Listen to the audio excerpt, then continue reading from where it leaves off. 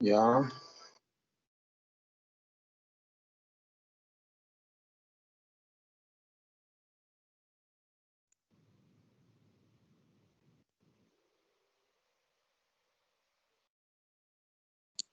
Doctor, ¿puede ver las diapositivas?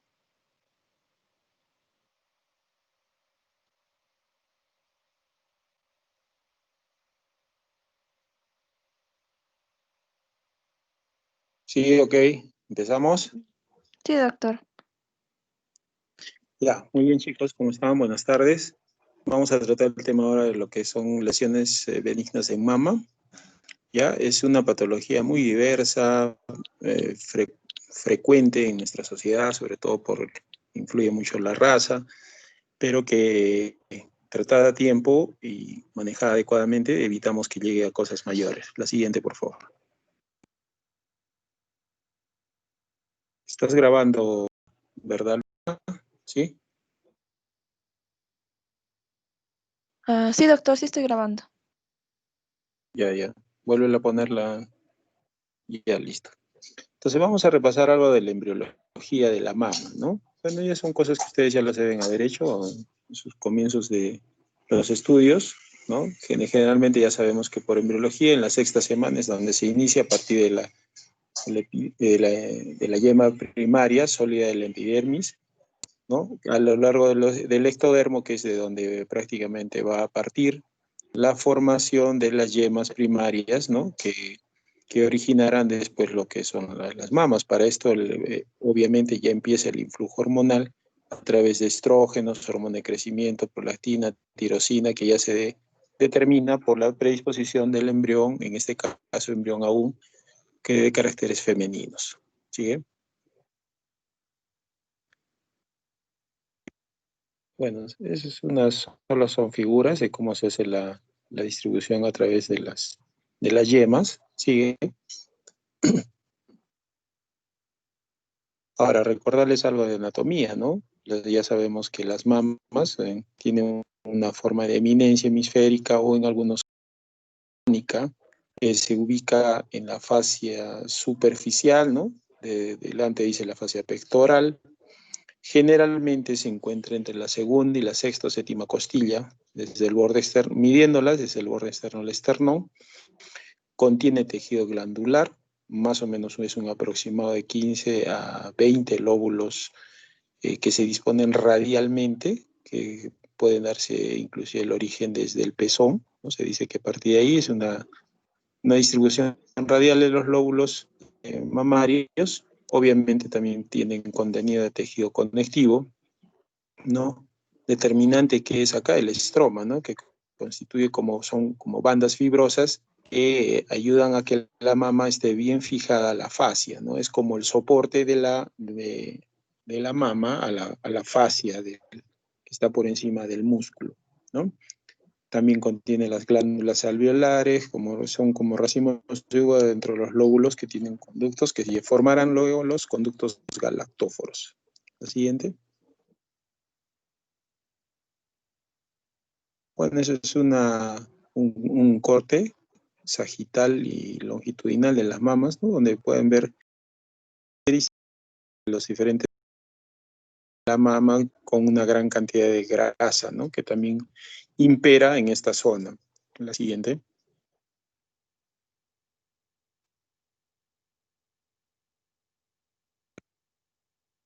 Hablar de los senos galactóforos, que también a veces son importantes que no solamente para el proceso de la lactancia, sino en algunas patologías que vamos a ver, ¿no? Que generalmente pues son como conductos que llegan al pezón, ¿no? Que es por donde discurrirá la leche que va a producir la madre cuando esté en proceso de embarazo o cuando ya nazca el bebé. El pezón en sí, que viene a ser, puede conocerse también como papila mamaria, ¿no? Que es una prolongación, en la mayoría de casos es cilíndrica, en algunos casos es cónica, que generalmente se sitúa, si bien dijimos que la mama estaba entre el segundo y sexto espacio costal, el pezón va más o menos en el cuarto espacio intercostal, ¿no? Y que no solamente tiene un orificio, sino tiene varios que pero están como circunscritos a uno solo, pero deben ser entre 15 a 20 orificios. La areola, que es el tejido que está rugoso, pigmentado, que va alrededor del pezón, compuesto también por algunas glándulas sebáceas, que son las famosas glándulas de Montgomery, que en algunos casos también pueden causar alguna patología. Recuerden bien eso, la glándula de Montgomery.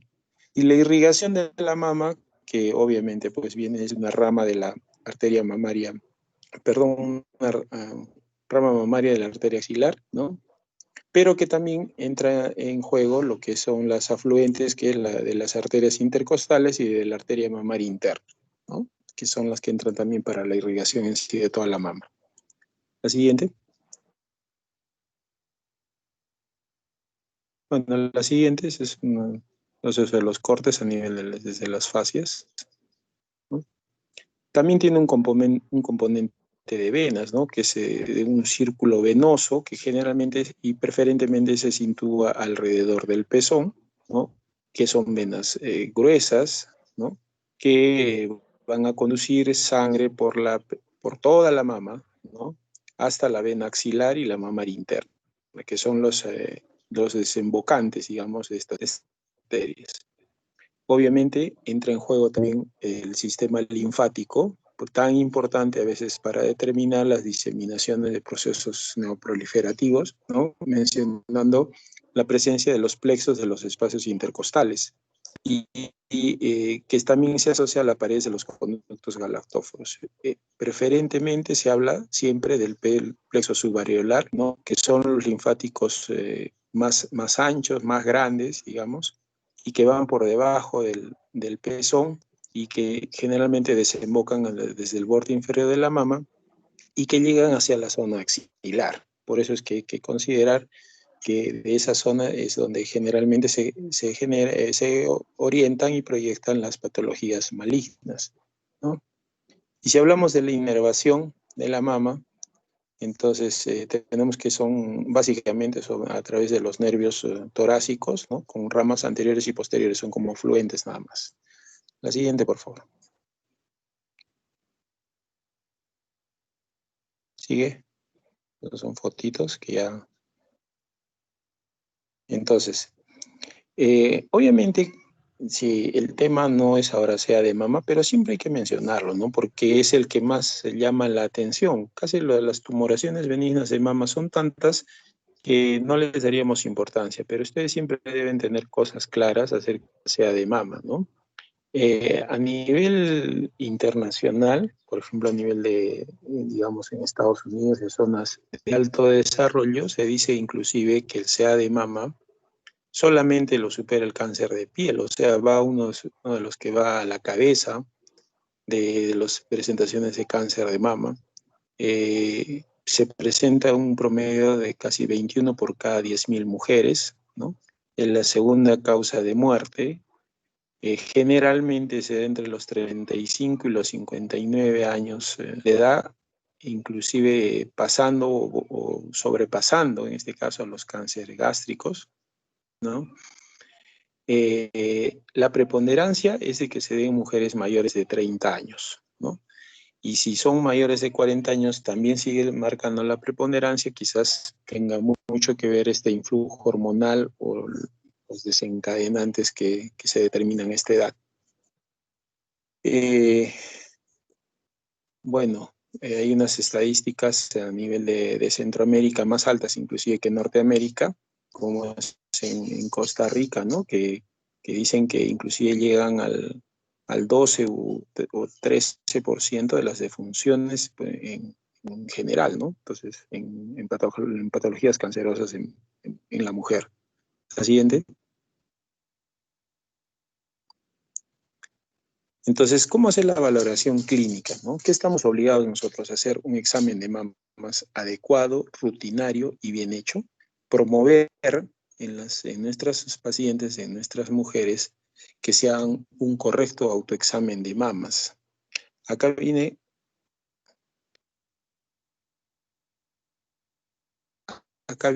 la gran pregunta de cuándo se deben hacer. Se supone que toda mujer que empieza con su menarquia, que empieza con su primera menstruación, ya empieza a desarrollar todos sus caracteres sexuales femeninos, tanto internos como externos.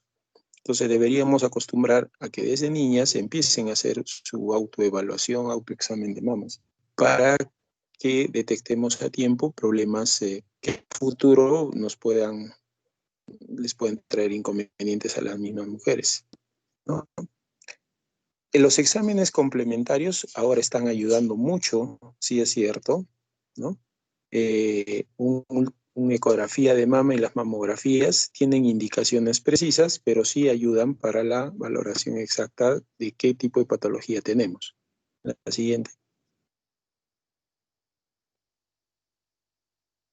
El examen de mamas. En sí, para el examen de mamas hay diferentes posiciones, ¿no? Podemos poner a la mujer de pie, echada, de pie con las manos en la cintura, de pie con las manos en la cabeza. Sigue, por favor. Sigue la siguiente. ¿No? La cosa es que cuando ella se haga el autoexamen, siempre sea en sentido del horario del reloj alrededor del pezón. Dividimos en 4 cuadrantes y la mujer que se hace ella el autoexamen, decirle que debe hacerlo por cuadrante, empezando por cuadrante inferior izquierdo, pasa al cuadrante inferior, el cuadrante superior izquierdo, el cuadrante inferior, y así en el sentido de las manecillas del reloj. La siguiente. Si nosotros lo hacemos, ese examen también debemos seguir esa misma secuencia. Las posiciones para hacer esos exámenes de mama es como ven ahí en la diapositiva, ¿no? Generalmente viendo la asimetría de las mamas, la característica peculiar de una sobre la otra, la posición, la orientación del pezón, que es importante para ver si alguna patología está distorsionando el pezón y la orientación. Mencionarles que casi en el 99% de mujeres nunca las mamas son simétricas 100%, o sea, nunca las mamas están a la altura, las dos, a la misma altura, ni tienen la misma consistencia, ni tienen la misma dimensión. Siempre una mama puede ser diferente a la otra. ¿Sigue? Si nosotros también podemos ponerla en posición echada, con las manos hacia arriba y empezamos a examinar cuadrante por cuadrante y mama por mama. Generalmente, si las pacientes nos dicen que tienen o sienten el bulto en la mama derecha, deberíamos empezar por la mama izquierda y viceversa, ¿no? Si nos dice que la lesión que ellas han detectado la encuentran en la mama derecha, empezar por la izquierda o viceversa, ¿no? Nunca empezar directamente por la mama que ella nos menciona que tiene la tumoración o que sospecha que tiene la tumoración. ¿Sigue? Entonces, ese es el correcto, como les decía, la palpación con 2 dedos de cada mano. Podemos ir distinguiendo, delimitando la tumoración, el tamaño, si está fijado o no a la pared, si está fijado o no al pezón. Sí, en cierta forma podemos palpar si es de consistencia dura, si es de consistencia blanda, si determina mucho dolor cuando nosotros tocamos y palpamos a la paciente. Todos esos detalles hay que ponerlos y darlos en la historia clínica. Sigue.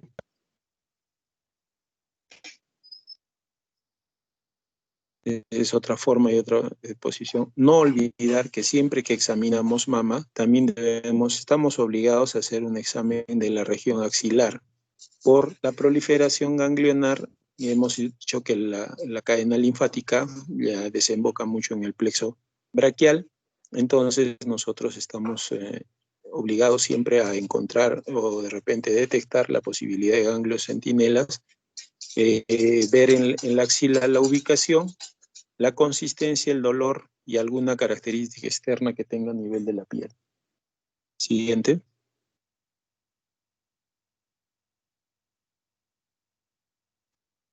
Bueno, cuando detectamos, como les dije, detectamos la tumoración, tratar de que con 2 dedos ver el tamaño exacto, ver la movilidad, la consistencia, ver si despierta dolor o no. Sigue.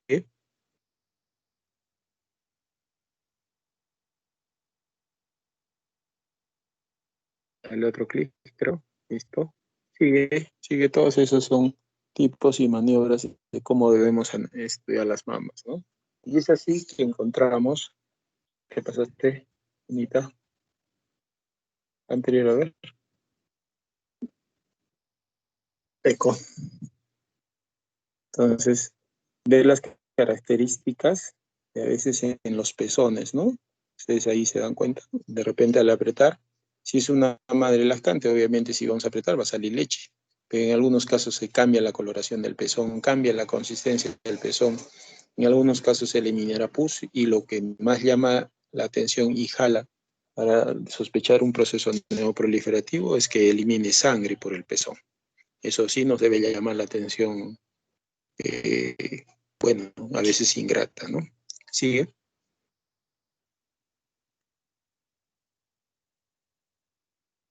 Muy bien.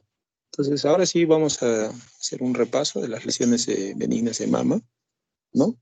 Que son en sí la gran mayoría, ¿no? Eh, obviamente son detectadas porque la mujer se asusta, ¿no? Piensa que tiene algo malo, se encuentra una tumoración, hay una anormalidad de la estructura de la mama y que muchos lo primero que piensan es que ya tienen un cáncer, ¿no? Entonces nosotros estamos obligados a calmarlas, a decirles que tenemos que hacer un buen examen para determinar qué tipo de patología es la que tiene. Entonces estas lesiones benignas se pueden clasificar en lesiones no proliferativas, en lesiones proliferativas con atipia, en hiperplasia atípica. ¿Sigue? Entonces, en las lesiones no proliferativas, como su mismo nombre lo dice, no proliferativas, que realmente están circunscritas, ¿no? Fueron detectadas por estos grandes médicos, Dupont y Payet, inclusive hay originario de una detección de una enfermedad. ¿Y por qué se da? ¿Cuáles son las características importantes?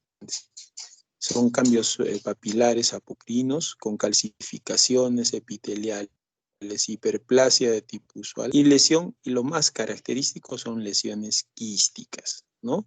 O sea, como es como decir un resumen de todo lo que les he mencionado arriba, es que lesiones son quísticas, ¿no?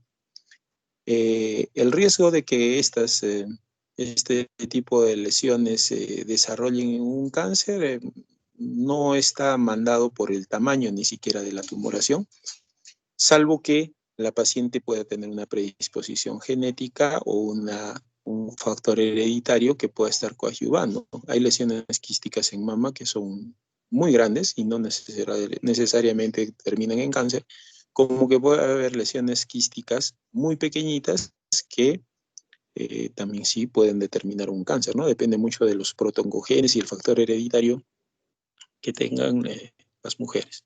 Sigue.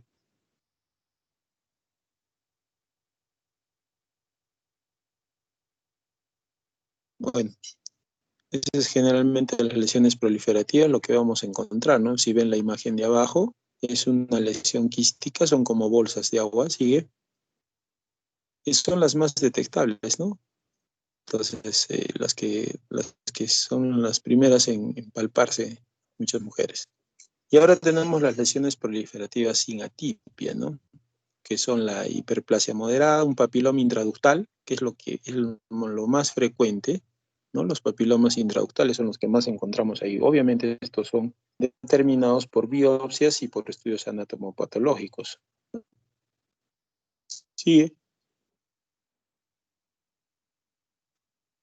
Bueno, al laboratorio, esto es lo que se puede ver en el microscopio, en la gran hiperplasia intraductal. Sigue. Y la hiperplasia atípica, ¿no? Entonces, estas hiperplasias, cuando nosotros encontramos tumoraciones y nos informan el patólogo como hiperplasia atípica, debemos tener mucho cuidado porque sí pueden ser sugerentes de un carcinoma, ¿no? Por los cambios histológicos que ocurren, ¿no? Entonces, estamos obligados a decirles a las pacientes que tienen que hacer un seguimiento estricto y en la medida de las posibilidades, si está bien delimitada la tumoración, es mejor evitar el riesgo de continuar con eso y mejor extirparlas, ¿no? Siempre y cuando ustedes hagan un análisis respectivo y vean también de que no haya tomado ningún ganglio axilar centinela o ganglios ya comprometidos. ¿Sigue?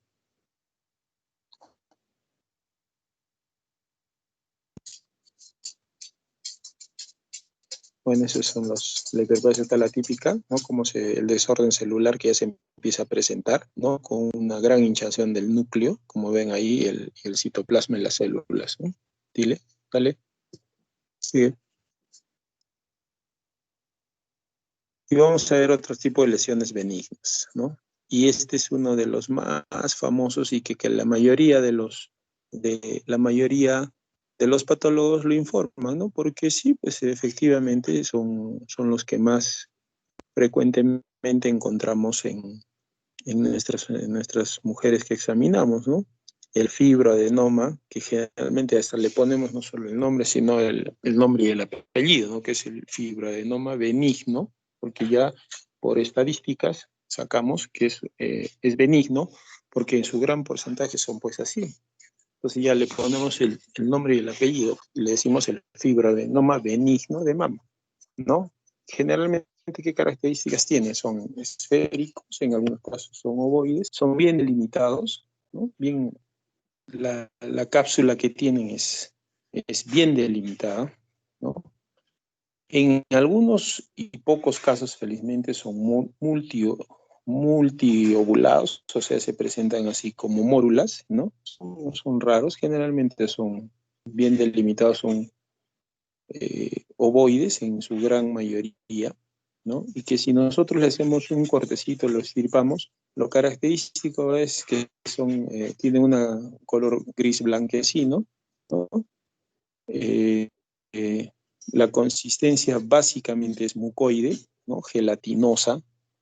Histológicamente, bueno, vamos a encontrar hasta polisacáridos y colágeno. Lo que más prima es que el colágeno, acuérdense, si es una estructura gelatinosa, el colágeno tiene que entrar en juego ahí, ¿no? El colágeno es determinante para esto.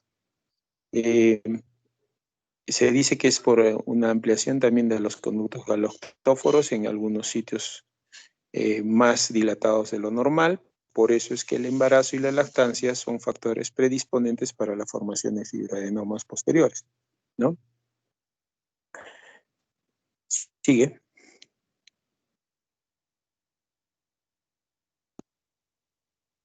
Entonces, bueno, eso es lo que se puede visto lógicamente. Sigue.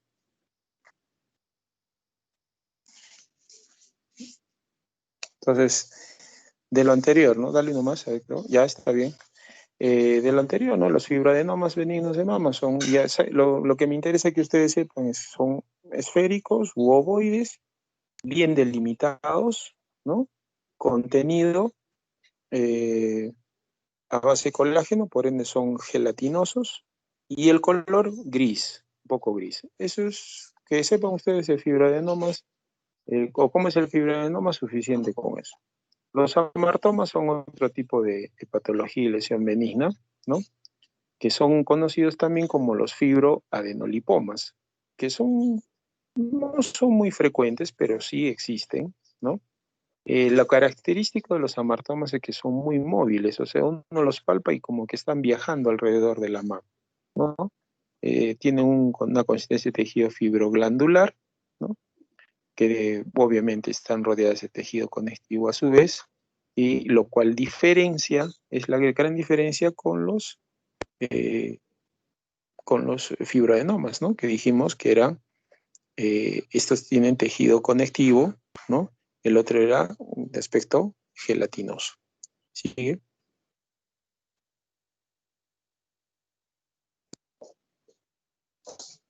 Siguiente. El adenoma mamario, ¿no? Son lesiones también que se encuentran bien circunscritas, obviamente su contenido es tejido y estroma benigno. ¿En qué se diferencia el fibroadenoma, no? Te dirán, bueno, obviamente por el nombre, porque un fibro, ¿no? En este caso, en el adenoma, el estroma, o sea, ya hemos hablado que es el estroma, la parte integral del tumor.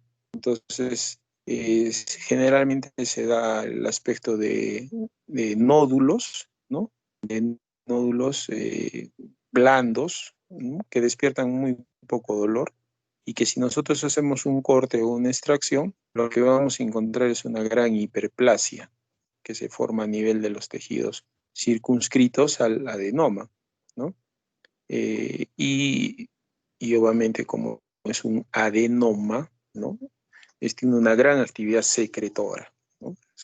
Es una glándula, es un tejido glandular, diferente al fibroadenoma que reitero, dijimos que era eh, tipo colágeno gelatinoso, ¿sí?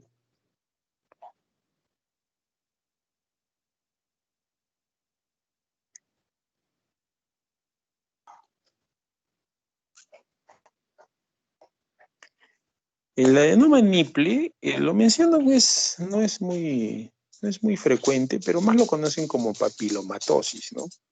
Eh, Tiene también componente estromal. Lo que llama la atención es que acá no son ya tan blanditos, sino son como tipo así frijolitos, son un poco duros, ¿no? Eh, pero que generalmente se dan debajo de la areola, ¿no? Debajo de la mama, en esa parte baja, y son también muy móviles, y si nosotros los extraemos, sacamos que son de coloración gris. Pero diferente a lo que hemos dicho anteriormente de tejido estromal, de tejido gelatinoso, de tejido conectivo, en este caso son sólidos, ¿no? Son como frijoles duros, ¿sigue?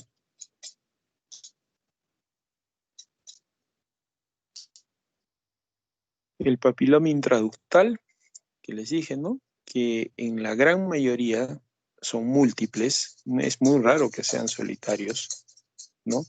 Y generalmente nosotros lo que vamos a encontrar es, no vamos a clínicamente poder detallar que es un papiloma intraductal, salvo que lo saquemos y le hagamos un corte biópsico en anatomía patológica, que ahí sí nos van a informar como una hiperplasia intraductal. O sea, o sea, básicamente la determinación de este papiloma va a ser por un hallazgo histopatológico, ¿no? Lo que sí llama la atención es que cuando lo extraemos, simula como que sacamos bolas de queso, ¿no? Eh, de queso y que si lo tenemos en mano, se deshace fácilmente. Entonces, acuérdense, fibroadenoma, gelatina. El papiloma, eh, tipo un queso. El adenoma, tipo un frejol. ¿Listo? Vayan guardando en la memoria esas características que tiene. Sigue, sigue. Las siguientes son cortes histológicos, ¿no? Lo que les estoy diciendo es los datos importantes que deben saber ustedes de cada tumoración. Generalmente el detallar las lesiones benignas no lo vamos a poder hacer clínicamente. El detalle y el diagnóstico certero de las tumoraciones y lesiones benignas de mama las da básicamente el anatomopatólogo. O sea, nosotros por más que extraigamos o podríamos hasta sospechar un fibroadenoma por las características externas que les dije que son gris y gelatinoso, pero el diagnóstico determinante lo va a dar el, el histopatólogo, el anatomopatólogo en este caso. La adenosis microglandular es una lesión que es muy poco frecuente, ¿no? Pero que generalmente se asocia a mujeres mayores, ¿no? Mujeres que ya están en periodo de la perimenopausia, ¿no? Que asumen que es como una condensación de lo poco que queda de colágeno, ¿no? Ustedes saben que el colágeno interviene mucho en la mujer en diferentes partes, ¿no? Hasta en la piel, ¿no? Las mujeres que se empiezan a arrugar más rápido de lo normal es porque están perdiendo colágeno, ¿no? Entonces se mezclan con el tejido adiposo y empiezan a formar este tipo de nodulaciones, ¿no? Generalmente la degeneración grasa a veces de la mama la engaña y no deja examinarlo bien, y hay que tener cuidado porque en algunos casos puede presentarse degeneraciones a tipo carcinoma. Entonces, siempre es bueno, por eso es rutinario que en una mujer mayor de 40 años le indiquemos que si no puede hacer mamografías, indicarle que sea siquiera una ecografía al año, ¿no? Ahí sí vamos a poder detectar la presencia o no de estos tipos de tumoraciones, así estén rodeados de grasa, ¿no? Siempre se pueden detectar. ¿Sigue? ¿Sigue? Y mencionar también los tumores de la célula granular, ¿no? Que son un poco frecuentes, pero hay que mencionarlos, eh, que generalmente son masas palpables, ¿no? Que lo que más nos va a llamar la atención es que trae una retracción de la piel donde se ubiquen, como que se hunde la piel de esas zonas, hay compromiso de los músculos y alteración de la pared costal, ¿no? Entonces, estos tumores hay que saberlos biopsiar, hay que biopsiarlos obligados, porque sí pueden ser precursores de carcinomas ductales o carcinomas de mama a células grandes, ¿no? Ya lo cuando en la patología maligna. ¿Sigue?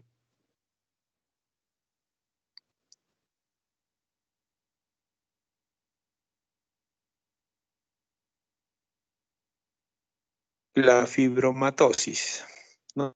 Hay, ¿cómo se presenta, cómo se dice que hay una fibromatosis? Una masa palpable que viene asociada a una retracción de la piel, ¿no? Es adherida a la piel, adherida a la piel, y que en muchos casos determina dolor, porque puede estar inclusive comprometido alguna parte del inervación, y que ese dolor en las fibromatosis, por esa retracción que ocurre, lleva un dolor referido a la zona axilar. Eso es lo que más llama la atención de estos casos. La fibromatosis llama la atención por la retracción que ocurre en piel, es una retracción bien marcada, ¿no? Como un hundimiento que hay en la zona donde está presente la tumoración. ¿Sigue? ¿Sigue?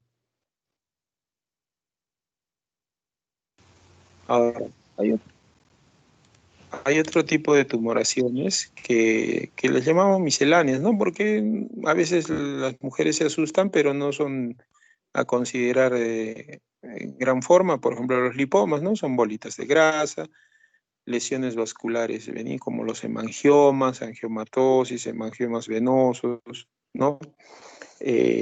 Alguna lesión condromatosa en nivel condrial, ¿no? Eh, los leiomiomas que generalmente se dan a nivel de la región areolar, que son muy raros. Lo que sí los schwannomas, ¿no? Que los schwannomas que son presentes, bueno, van de la mano con pacientes que tienen neurotosis, ¿no? Entonces, ustedes saben una enfermedad neurofibromatosis, son esos pacientes que tienen como bolas por todo el cuerpo y que pueden también en mama desencadenar, pero en este caso son como neurofibromas, ¿no? En las neurofibromatosis. ¿Sigue?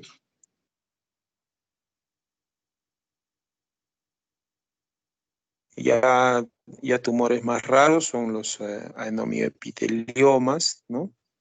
Adenoma ductal, lesiones con mucosele, generalmente por acúmulos de colágeno, que yo los menciono así, pero porque son hallazgos anatomopatológicos, ojo, les reitero, clínicamente es muy difícil que ustedes a biopsien un tumor, cojan un tumor, palpen un tumor y digan, sí, es esto, ¿no? Es un adenomioepitelioma, pues ya tendrían que tener los ojos ya histológicos, ¿no? Entonces, no suele pasar eso. Lo mencionamos porque en su gran mayoría son por resultados anatomopatológicos. ¿Sigue? ¿Sigue? En algunos casos hay procesos inflamatorios que ustedes también deben tenerlos en cuenta, ¿no? Eh, que son las mastitis periductales. ¿En quién se da? Generalmente ya por desórdenes hormonales en las mujeres peri o posmenopáusicas. ¿Qué ocurre? Que en las mamas sufren una dilatación de los conductos, sobre todo subareolares, ¿no? que se refiere a un gran dolor, una gran hinchazón, inclusive como su mismo nombre dice, itis, itis es inflamación, entonces sienten que está inflamado, rojo, caliente, ¿no? Si nosotros hacemos un corte, vamos a encontrar una gran zona fibrótica, ¿no? Y la causa se asocia a que en estos casos de mastitis periductal es netamente una disfunción hormonal. Es lo que se asocia a eso, ¿no? Un gran déficit de la producción estrogénica aún. ¿Sigue?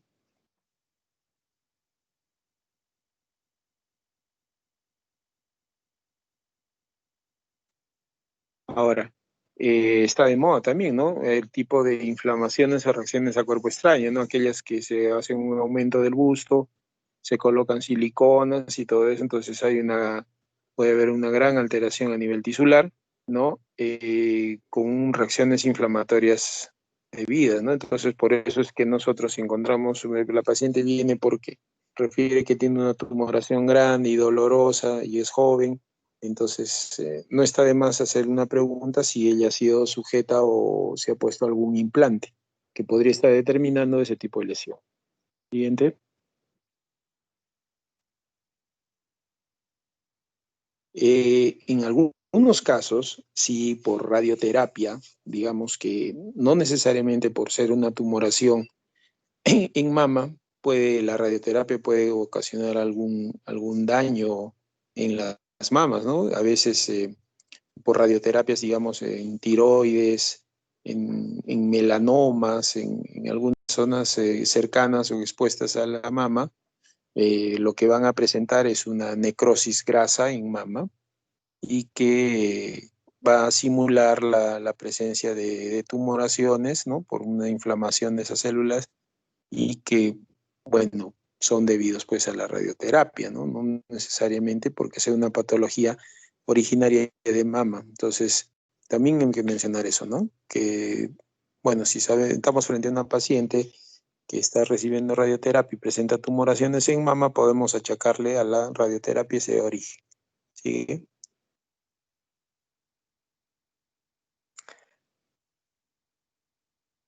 La sarcoidosis, mencionarla también, es rara, ¿no? Pero en este caso, muchas veces con un carcinoma, ¿no? Eso es lo que hay que destacar en la sarcoidosis, ¿no? Es una inflamación granulomatosa, pero que acá entra en juego lo que son las micobacterias, hongos y parásitos, ¿no? Eh, no nos hace pensar, nos hace simular que es una tumoración maligna, un cáncer, pero de pronto nosotros le damos un tratamiento a base de corticoides, un antiinflamatorio potente y antibióticos, y la situación mejora. Entonces, nos damos cuenta de que no era un proceso maligno. Pero hay que mencionarlo, ¿no? No hay que descartar a la sarcoidosis por las características que puedan estar presentando la lesión. En este caso, muchas veces se asocia a la expresión de pus a través del pezón, ¿no? Que nos va a orientar hacia un proceso bacteriano. ¿Sí?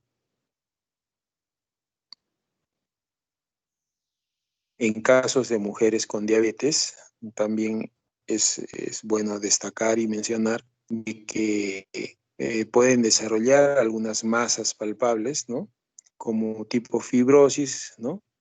Eh, Generalmente pues asociado al problema este mismo de la diabetes. No se conoce exactamente por qué pueden desarrollar, entendemos que es por un desorden netamente hormonal, ¿no? Como una reacción autoinmune que empieza a formar tumoraciones en mama, pero que muchas veces es bien manejada la diabetes, desaparecen solas. Entonces no hay que descartar que hay una mastopatía diabética. ¿Sigue?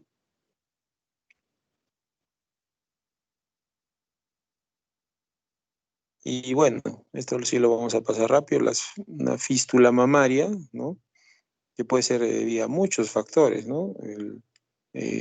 Algún trauma, alguna lesión, algún implante que nos puede estar condicionando a formar las fístulas, que generalmente se presentan pues después, a veces, inclusive hasta después de 3 años, dicen, ¿no? ¿Sigue? Las menciono así a la ligera, pero porque pueden darse la mastitis y los abscesos puerperales, conocidos y famosos, ¿no? Cuando dan de lactar o dan mal de lactar, se inflaman los conductos, se acumula la leche, no excretan y eso se forma un proceso inflamatorio, proliferan las bacterias y las pacientes nos hacen una mastitis, que muchas veces llega al absceso, que lo único que vamos a tener que hacer es hacer un corte para debridar y sacar la pus de esa zona. Muy doloroso para las madres gestantes en ese momento. La siguiente.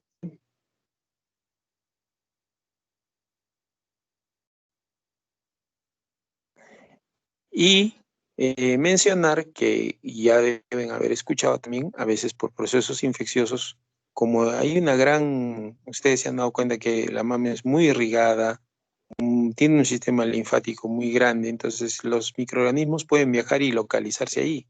Entonces no está de más encontrar a veces tumoraciones a raíz de la tuberculosis, a través de procesos micóticos, ¿no? La actinomicosis, la blastomicosis, la esporotricosis, el intertrigo.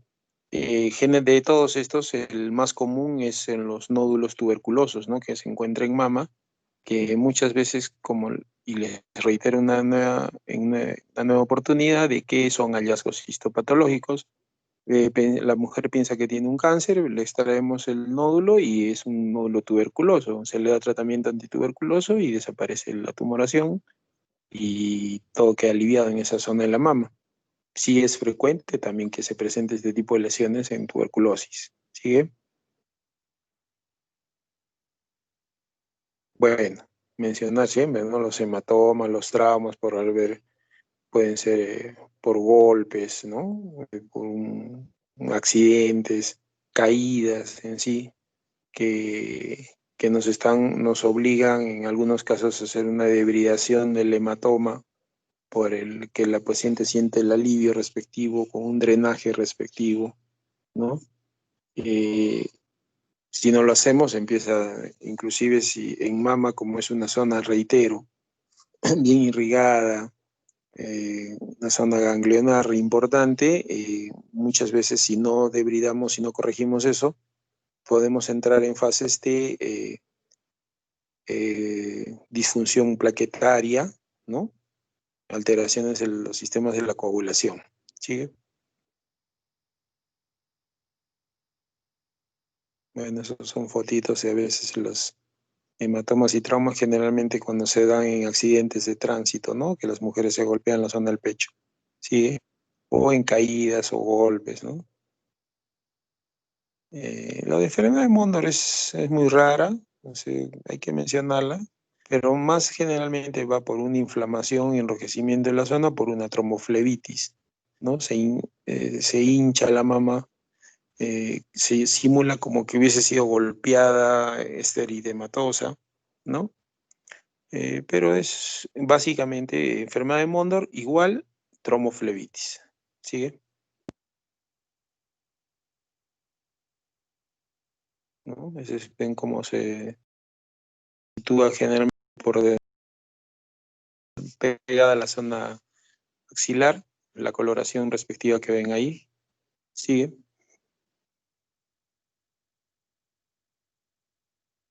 Bueno, la ginecomastia no, generalmente no son, pues, no son tumoraciones malignas, son básicamente proliferaciones de tejido glandular, ¿no? En este caso hablamos de ginecomastia en el varón.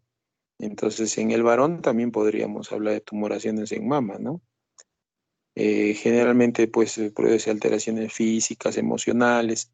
El varón se siente un poquito mal, ¿no? Porque o sea, hasta socialmente los empiezan a molestar, ¿no?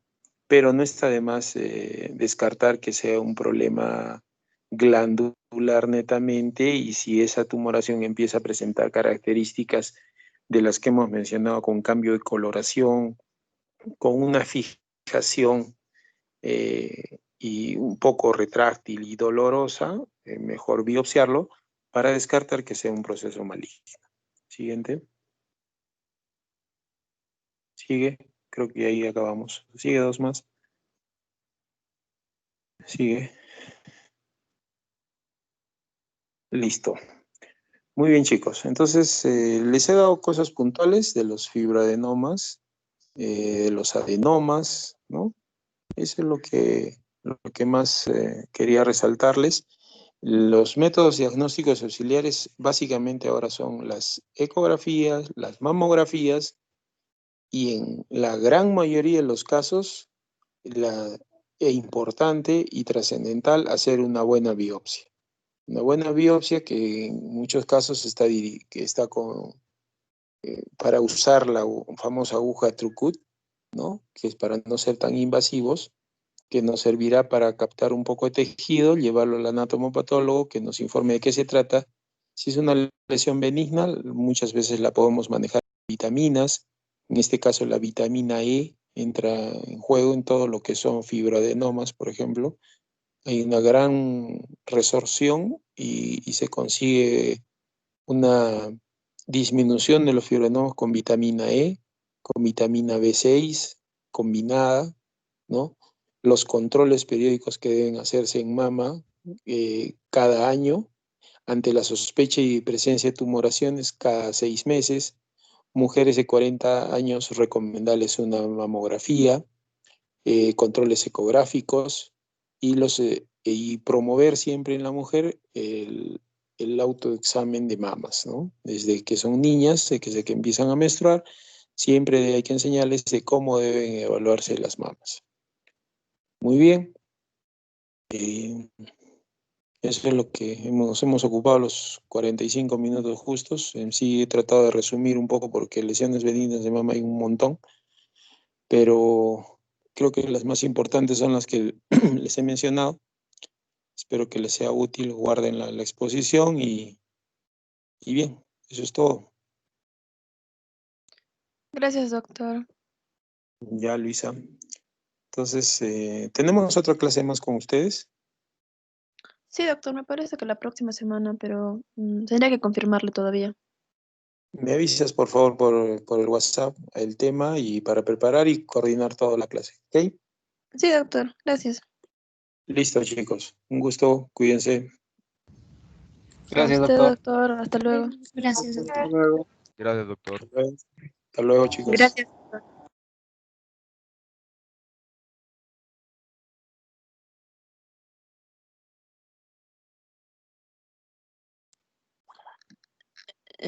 Chicos, por favor, vayan entrando a la otra reunión, a la reunión de cáncer de mama.